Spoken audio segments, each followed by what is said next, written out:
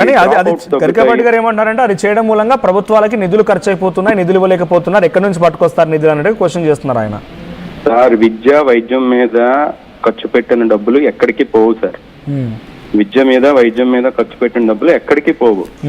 అవేంటంటే పిల్లలు mall nourishment కూడా తగ్గుతుంది సార్. పోషకాహార లోపం ఉన్న పిల్లలు ఎంతమంది ఉన్నారు మన రాష్ట్రంలో? తెలుగు రాష్ట్రాల్లో బోల్డ్ మంది ఉన్నారు. అది తగ్గుతుంది. రెండు మెయిన్ పిల్లలది.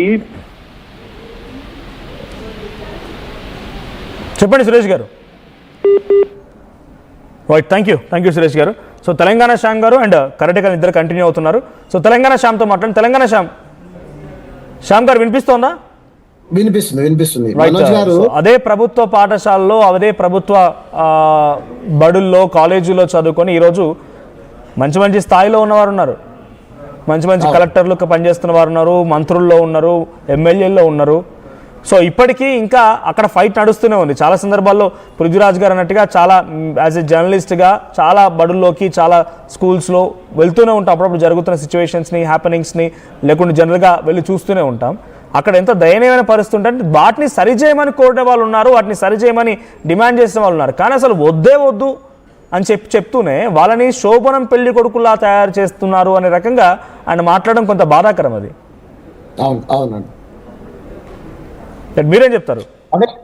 అదే మనోజ్ గారు, ప్రజాకవి జయరాజన్నతో పాటు సేవ్ నేచర్ సేవ్ డెమోక్రసీ అనేటువంటి యాత్ర ఈ మన ఉమ్మడి జిల్లాలు ఏవైతున్నాయో, ఉమ్మడి 10 జిల్లాలు మొత్తం ఇప్పుడు ఉన్నటువంటి 33 జిల్లాలు, తెలంగాణ రాష్ట్రంలో ఉన్నటువంటి 33 జిల్లాలు, ప్రతి ఎస్సీ ఎస్టీ బీసీ వెల్ఫేర్ హాస్టళ్లలోకి, స్కూళ్ళల్లోకి నేను వెళ్ళాను మనోజ్ గారు. ఆ విషయం మీకు కూడా తెలుసు.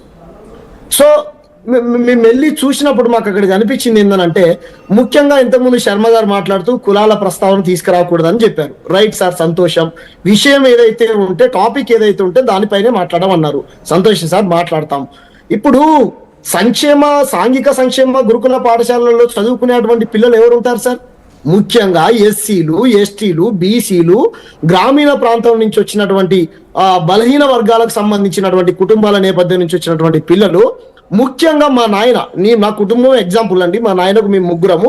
నేను మిషనరీ హాస్టల్లో చదువుకున్నాను. మా చెల్లె మౌనిక గురుకుల పాఠశాలలో చదువుకుంది. మా తమ్ముడు సందీపు గవర్నమెంట్ స్కూల్లో చదువుకున్నాడు.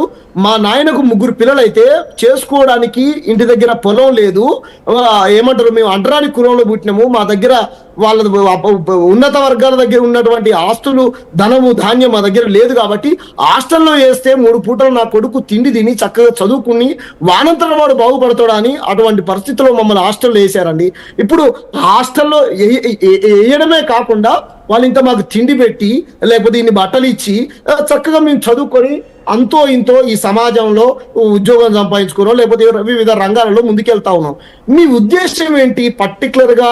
ఇప్పుడు ఎవరైతే గరికపాటి గారు మాట్లాడినటువంటి మాటల్లో స్పష్టంగా ఏం కనపడతా ఉందనంటే, గుడ్డు పెట్టొద్దు అంటున్నారు. మరి ఏం పెట్టాలి అంటే, మీరు వెజిటేరియన్ కోణంలో మాట్లాడారా, లేకపోతే గుడ్డు అనేది మీరు నాన్ వెజ్, లేకపోతే ఇది వెజిటేరియన్ అనేటువంటి కోణంలో మాట్లాడారనేది కూడా మీరు స్పష్టంగా చెప్పాల్సినటువంటి అవసరం ఉంది గరికపాటి గారు. గతంలో కూడా మీరు చాలాసార్లు ఇటువంటి వ్యాఖ్యలు చేశారు. ఒక్కోసారి మీరు హేతువాదిని అంటారు, నేను కమ్యూనిస్టుని అంటారు, లేకపోతే దేవుడికి నిర్వచనం ఏ దేవుడైతే ఉందండి, అందరు దేవుళ్ళు అందరు సమానం అంటారు. రకరకాల మాటలు మాట్లాడుతూ ఉంటారు మీరు. మంచిదే, కాదంటలే. సమాజ ఉద్ధరణ కోసం, మీరు అందరినీ కలపడం కోసం మాట్లాడితే మంచిదే. కానీ కొన్ని వర్గాలకు విద్యని, ఆహారాన్ని, బట్టని దూరం చేయడం కోసం మీరు ఇటువంటి వ్యాఖ్యలు చేశారనేటువంటి కోణంలో మేము కూడా అనుమానపడాల్సినటువంటి అవసరం ఉంటుంది. కాబట్టి ముఖ్యంగా 1950లో నిరక్షరాస్యత ఎంత ఉండే, ఇప్పుడు ఎంత ఉన్నదో ఒకసారి మీరు సెన్సెస్ తీయండి. అప్పుడు 18% చదువుకున్నటువంటి వాళ్ళు ఉన్నారు. 1950 తర్వాత ఇప్పటి వరకు 2026 వరకు 70% చదువుకున్నటువంటి వాళ్ళు ఉన్నటువంటి మనకు దాఖలాలు కనిపిస్తాయి. కాబట్టి మీరు చదువుకోకూడదు, మళ్ళీ మేము వెనక్కి తీసుకెళ్లాలనుకుంటున్నాం సమాజాన్ని అనేటువంటి కోణంలో ఇటువంటి ఆయన ఉద్దేశం బహుశా ఆయన అంటే మీరంటారు ఏదైతే అనుమాన పడుతున్నారో ఆ కులాల గురించి మీరు ప్రస్తావించి మాట్లాడుకొచ్చారు, వెజ్ నాన్ వెజ్ అనుమాన పడుతున్నారో అదే మాదిరి ఇంకోటి ఏంటంటే ఆయన చెప్తున్న మాటల్లో ప్రభుత్వం నిధులు ఖర్చు అవుతున్నాయి, వంటలు అండే వాళ్ళకి ఇవ్వాలి, వీటన్నిటికి ఖర్చు పెట్టాలి. నేను ప్రభుత్వాన్ని విజ్ఞప్తి చేస్తున్నా, కోరుతున్నా, కేవలం చదువు మాత్రం చక్కగా చెప్పండి, భోజనాలు వద్దు అనే రకంగా చెప్తున్నారంట ఆయన. ఆయన ఉద్దేశం బహుశా ఈ వర్గాల పిల్లలకి లేకపోతే గవర్నమెంట్ స్కూల్లో, గవర్నమెంట్ కాలేజీల్లో, గవర్నమెంట్ హాస్టల్స్లో ఉండే పిల్లలకి సకల సదుపాయాలు ఉన్నాయి. ఆ సదుపాయాలన్నీ కల్పించడం ద్వారా వాళ్ళు సోమరిపోతులు అవుతున్నారు రకంగా ఆయన అంటున్నారు అని ఇంకొంతమంది చెప్తున్నారు. సరే, సకల సదుపాయాలు ఉన్నాయి కదా, మన సకల సదుపాయాలు ఉన్న చోట మీ పిల్లల్ని చదివించారు, మీరెందుకు తీసుకెళ్ళి పెద్ద పెద్ద కార్పొరేట్ స్కూల్లో చదివిస్తారు? మీ పిల్లలు ఎంతమంది సకల సదుపాయాలు ఉన్న చోట చదువుకుంటున్నారు మరి? అవునండి, ఇప్పుడు అందరూ ఢిల్లీ పబ్లిక్ స్కూలు, లేకపోతే ఆక్స్ఫర్డ్ యూనివర్సిటీ, శ్రీ చైతన్య, నారాయణ దాంట్లో లక్షల కోట్ల రూపాయలు ఫీజులు కట్టి చదువుకోలేరు కదా మనోజ్ గారు. కాబట్టి మేము ఏం చెప్తున్నామంటే గరికపాటి గారికి అంతర్జాతీయ బాలలకు సంబంధించినటువంటి ఒక కమిటీ ఏర్పరచుకొని ఏం చెప్పారో తెలుసా అండి? ఏ దేశంలో అయితే పేద పిల్లలు ఉన్నారో, ఏ దేశంలో అయితే అది అమ్మాయిలు కావచ్చు, అబ్బాయిలు కావచ్చు, తిండికి, బట్టకు, అనారోగ్యానికి రోజుకునేటువంటి వాళ్ళైతే ఎవరైతే ఉన్నారో అంతర్జాతీయ సంస్థలన్నీ దగ్గర కూడి ఫండ్స్ ఇచ్చాయండి. మీరేమో మీ జేబులో నుంచో, నా జేబులో నుంచే ఇవ్వట్లేదు, మన ఆయన జేబులో నుంచి ఇవ్వట్లేదు, నా జేబులో నుంచి ఇవ్వట్లేదు. ప్రభుత్వాలకు కేటాయించేటువంటి డబ్బులు ఎక్కడి?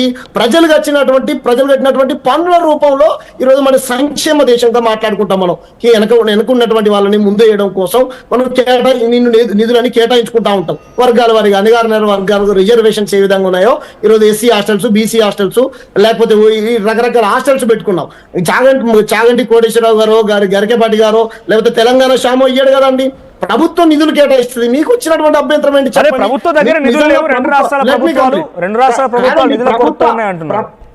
అదండి, ప్రభుత్వ నిధులు దుర్వినియోగం అవుతున్నాయి అనుకుంటే ఈ దేశంలో ఉన్నటువంటి దొంగలు ప్రభుత్వ ధనాన్ని దొంగిలించి చాలా దేశాలకు దొబ్బుకెళ్ళిపోయారండి. లక్షల కోట్ల రూపాయలు తీసుకెళ్లారు.